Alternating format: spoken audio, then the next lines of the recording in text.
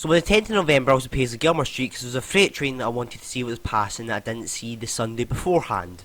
And she was under 684Y, the early 0824 turned up at 0856, direct rail service to Carlisle NY from Dalry. And leading the service was 66431.